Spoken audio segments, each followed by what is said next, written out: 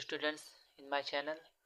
जो भी हमारे पास जितने भी चैप्टर हैं मैथ्स के, हमारे पास जो भी 1 से 15 तक जितने भी चैप्टर्स हैं, सभी चैप्टर के मोस्ट इम्पॉर्टेंट जो क्वेश्चन है वो किस प्रकार से सॉल्व होते हैं, उनके लिए कौन कौन से फॉर्मूले यूज़ होते हैं, वो हम आपके लिए लेके आए हैं। तो हर चैप्टर के हर क्वेश्चन को सॉल्व करने के लिए जिस प्रकार के फॉर्मूले यूज़ होंगे, सभी फॉर्मूले का आज हम एक सार लेके आए हैं, एक समरी लेके आए हैं। तो चलिए देखते हैं।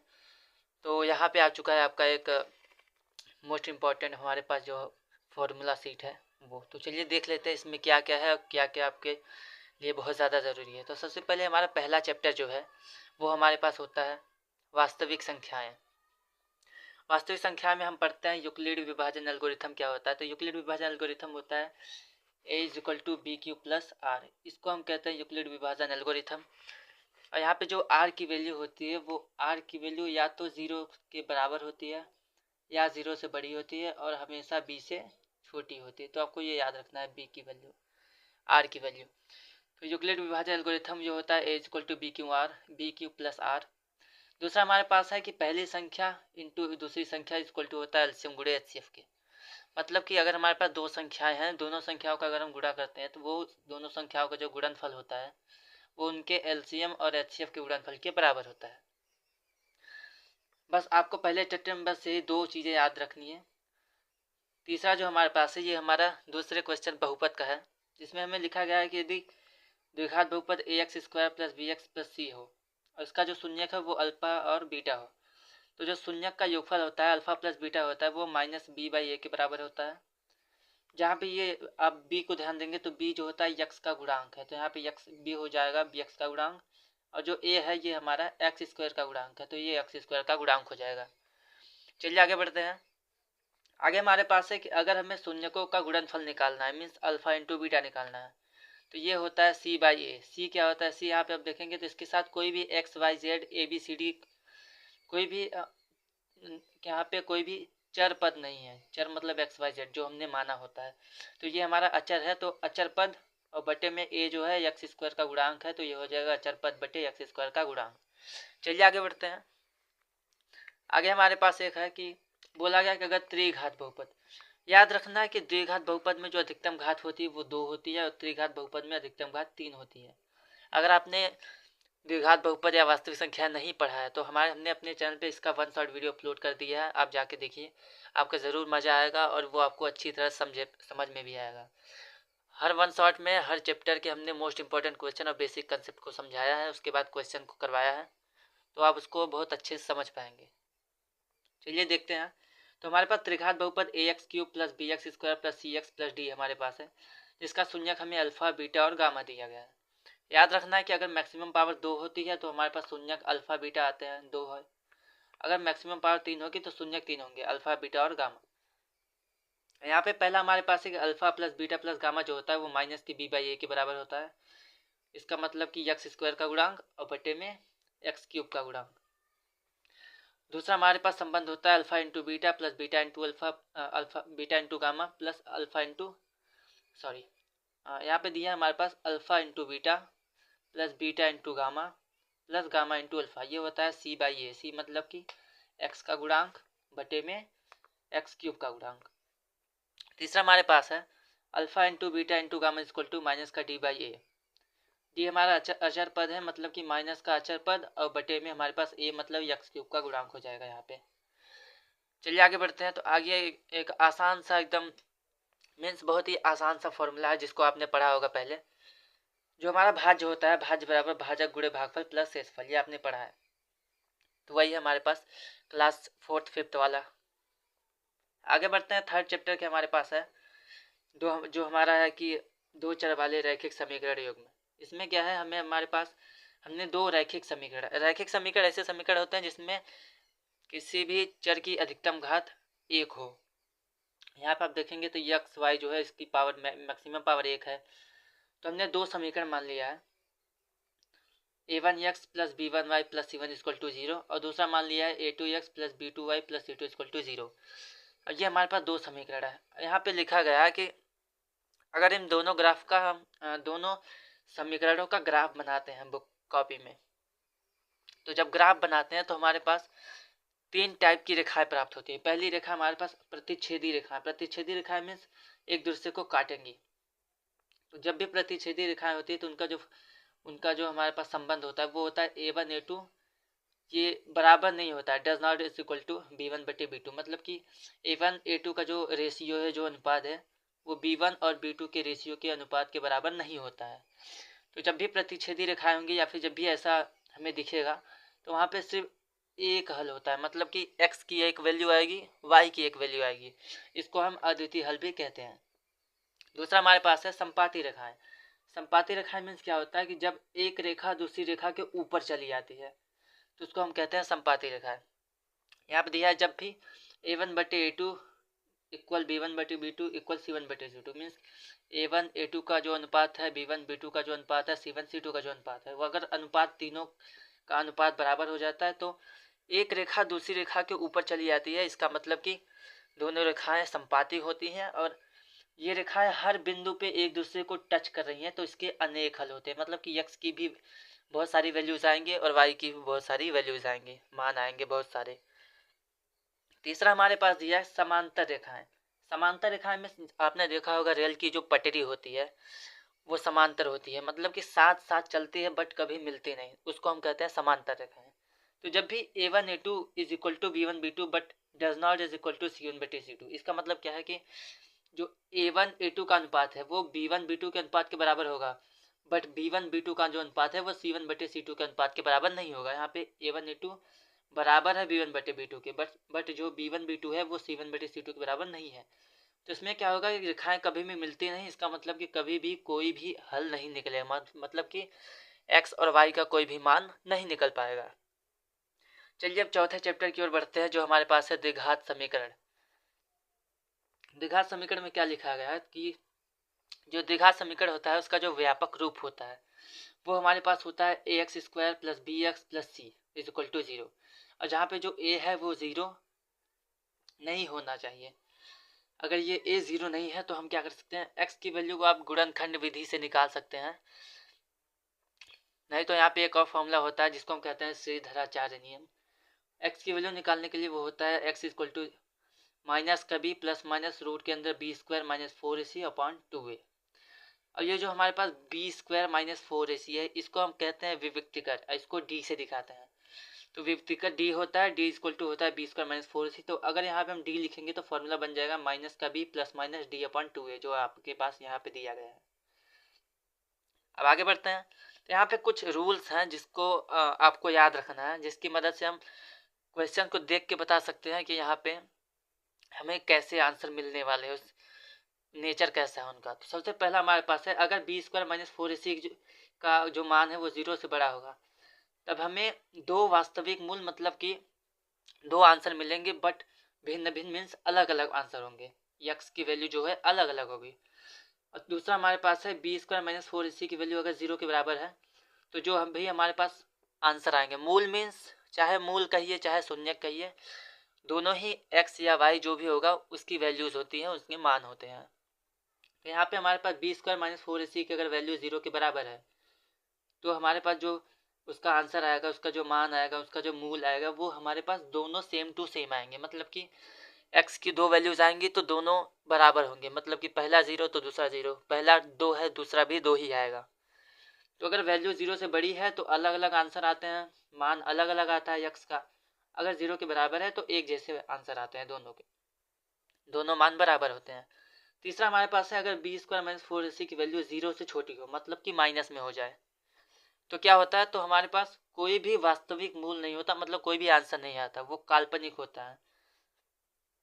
आप काल्पनिक संख्या पढ़ेंगे जिसको हम बाद में देखेंगे अगले चैप्टर में या फिर अगले क्लास में मिलेंगे। अगले क्लास में 11-12 में मिल सकते हैं आपको, तो अगर आप मैथ लेंगे तो वहाँ पे आपको पता चलेगा।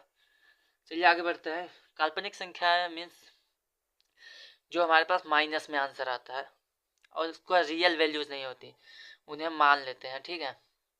चलिए आगे बढ़ते हैं। यहाँ पे हमारे पास दिया है कि यदि b² - 4ac 0 के बराबर है तब जो हमारे पास दोनों मूल होते हैं वो -b/2a होते हैं। मतलब कि अगर आपके पास b² - 4ac 0 आ गया है और आपको x की वैल्यू पता करनी है तो आपको समीकरण में देखना होगा कि ए बी सी कहाँ पे है, तो बी की वैल्यू आप यहाँ पर रखेंगे माइनस के साथ, और नीचे हमारे पास 2a की वैल्यू रख देंगे, तो जो भी हमारे पास मूल आएगा वो हो जाएगा। और दोनों मूल बराबर होंगे, क्योंकि यहाँ पे जब भी 0 बराबर होता है तो वास्तविक मूल होते हैं और दोनों बराबर होते हैं। चलिए आगे बढ़ते हैं। तो आगे हमारे पास क्या दिया गया है,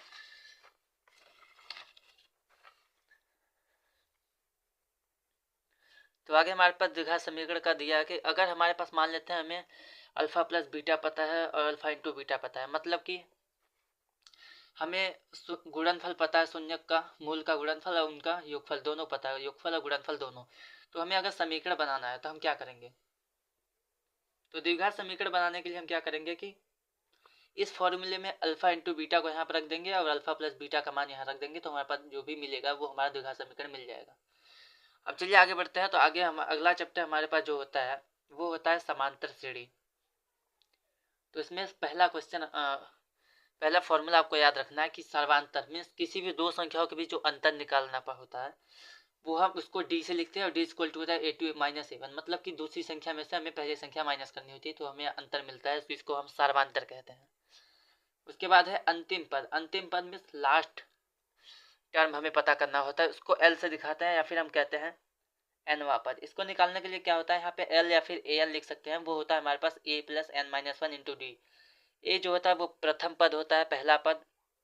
एन होता है पदों की संख्या, कितने नंबर्स हमारे पास हैं।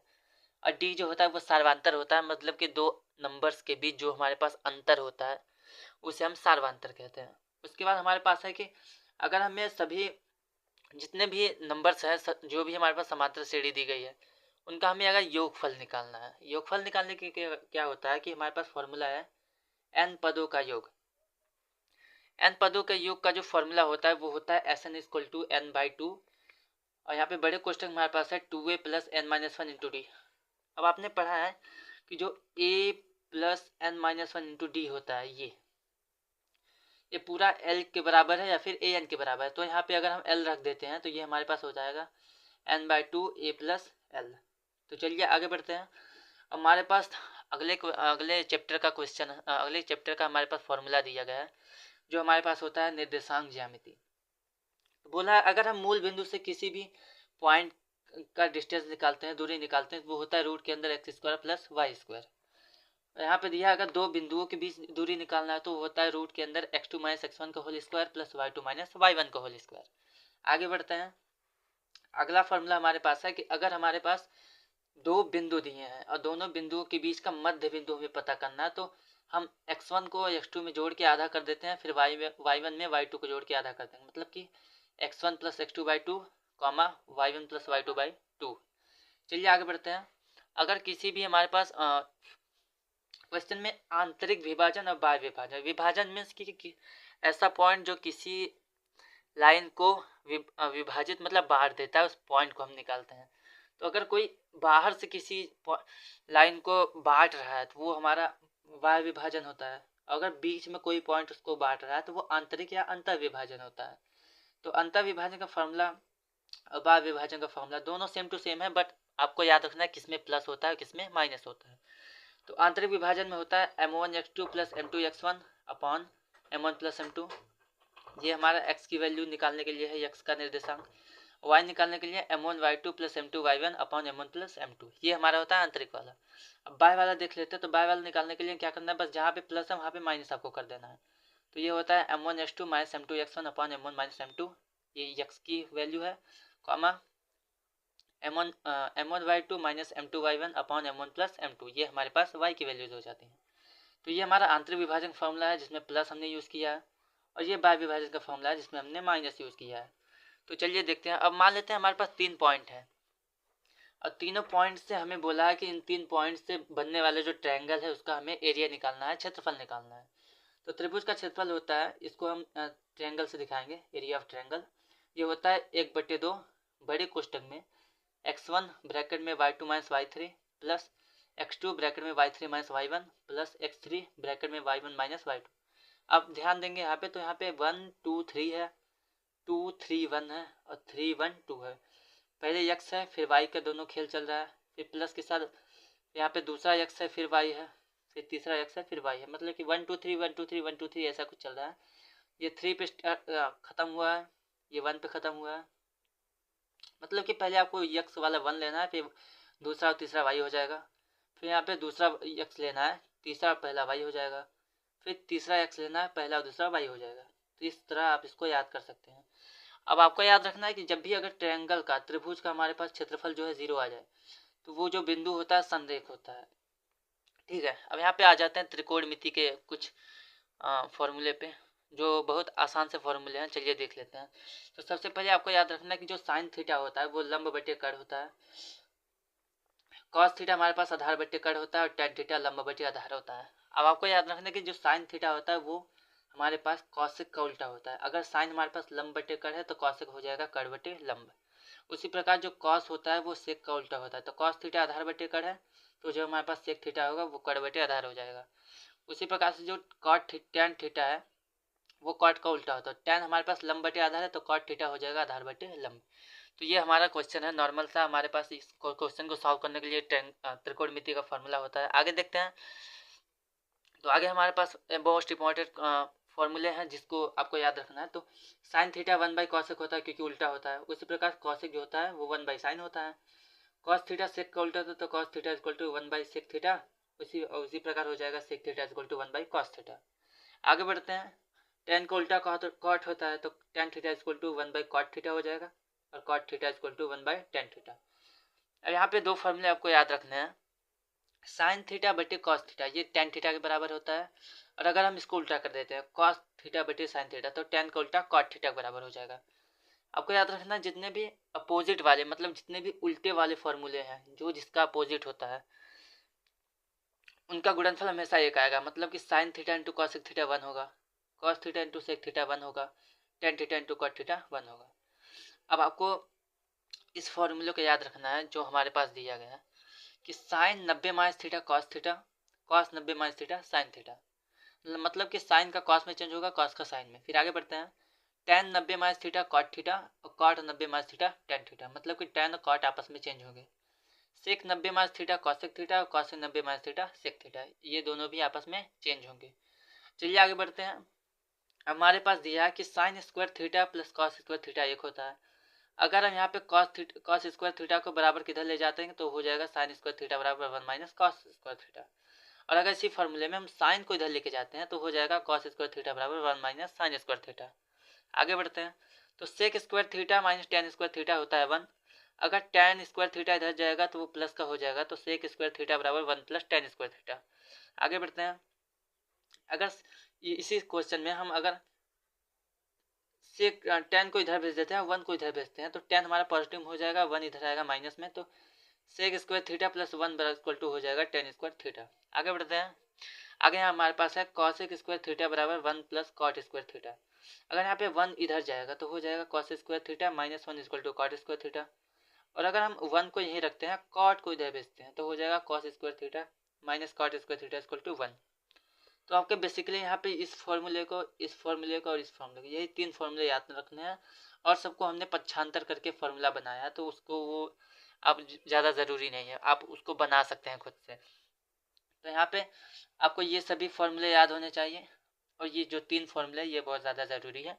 उसके बाद यहाँ पे जो हमारे पास साइन थीटा कॉस थीटा, ये जो हमारे पास है लंब कड़ आधार वाला, ये क्वेश्चन, ये फॉर्मूला याद होना चाहिए। चलिए आगे बढ़ते हैं।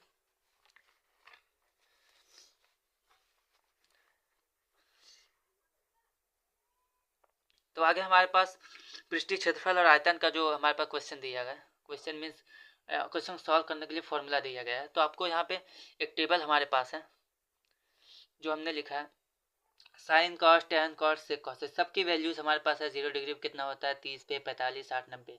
तो आपको इसको याद रखना है कि किस वैल्यू पे कौन सा होता है। इसको मैं समझा देता हूँ। तो साइन की वैल्यू आपको याद रखनी है कि साइन थीटा 0 होता है, 30 डिग्री पे 1/2 होता है, 45 पे 1/√2 होता है, 60 पे √3/2 होता है, 90 पे 1 होता है।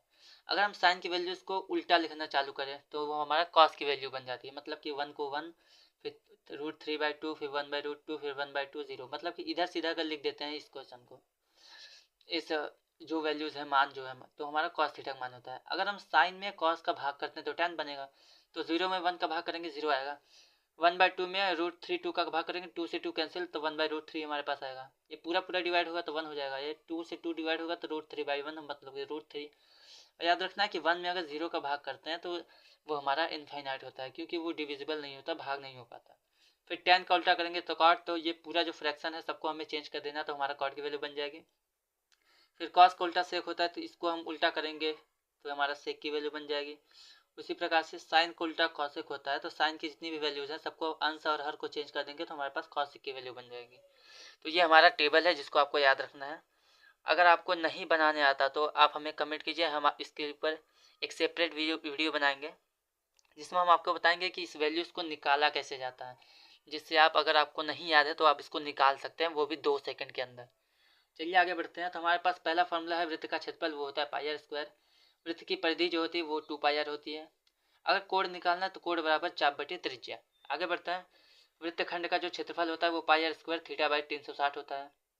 वृत्तखंड की जो परिधि होती है वो 2 पाई आर इंटू थीटा/360। उसके बाद घन का जो आयतन होता है a क्यूब, घन का पृष्ठीय क्षेत्रफल 6a² होता है। आगे बढ़ते हैं।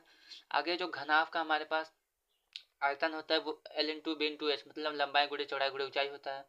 फिर घनाभ का जो पृष्ठीय क्षेत्रफल होता है वो हमारे पास 2 गुणे लंबाई plus 2 into L B plus B H plus H L, मतलब कि 2 ब्रैकेट कर लंबाई गुणे चौड़ाई प्लस चौड़ाई गुणे ऊंचाई प्लस ऊंचाई गुणे लंबाई, ये होता है। आगे बढ़ते हैं। बेलन का जो आयतन होता है वो पाई आर स्क्वायर एच होता है। बेलन का वक्र पृष्ठीय क्षेत्रफल, मतलब कि जो बेलन में जो हमारे पास ऐसे घुमावदार होता है, मीन्स मान लेते हैं हमारे पास ये बेलन है, तो वक्र पृष्ठीय मतलब कि ये हमें जो ऊपर हमारे पास जो वृत्त दिए हैं, जो सरफेस है, इसका हमें नहीं निकालना, बस वक्र पृष्ठ मतलब जो यहाँ पे घूमा गया, गोलाई में घूमा है, ये वाला सरफेस, इसको हम कहते हैं वक्र पृष्ठीय क्षेत्रफल। तो अगर सिर्फ इतना पता करना है तो इसका फॉर्मूला होता है 2 पाई आर एच।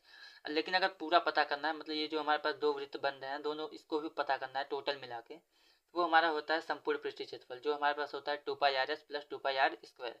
क्योंकि हमारे पास पाई आर स्क्वायर, तो ये हमारे पास 2 पाई आर स्क्वायर होता है, वृत्त का क्षेत्रफल जिसमें प्लस हो जाता है।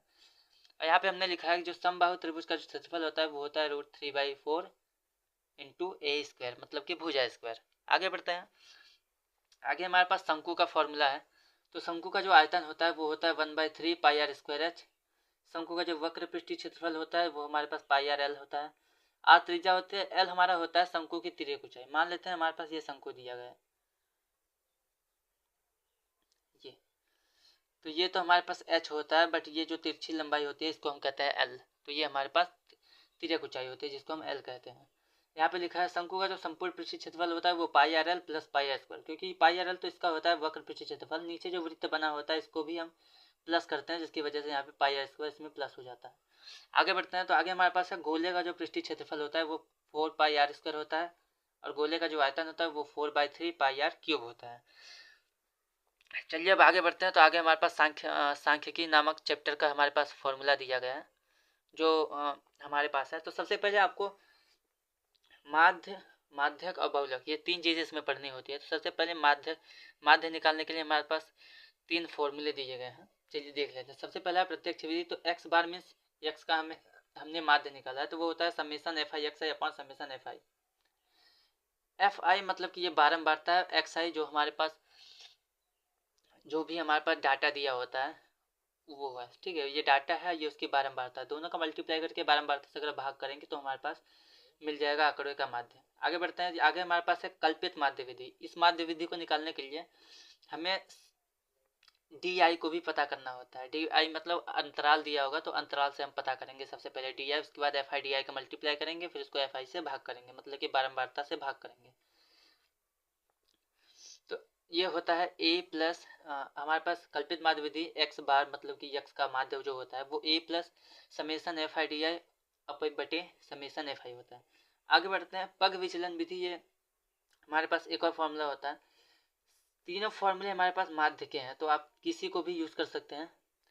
तो सबसे आसान ये होता है, अगर आपको बोलेगा कि माध्य निकालिए तो आप इससे निकालिए, क्योंकि ये बहुत ज़्यादा आसान है।